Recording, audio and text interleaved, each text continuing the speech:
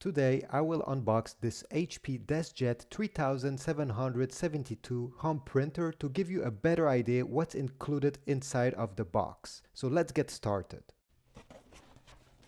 So once you open the box, over here on the top we get the manuals and the usual documentation that comes with the printers showing you how to set it up. Then this is the power cable that you will connect to the printer and in your power outlet. Here we have a small document showing you how to order more ink. On the right side we have one of the first ink cartridge that is included with the printer. And then we have the second one. So there is one that is the color ink cartridge and the other one is the black only ink. And finally, we have the printer itself. It's wrapped in plastic, which is great because it protects it from dust, which can affect the print quality. And it also ensures you that it has never been used before.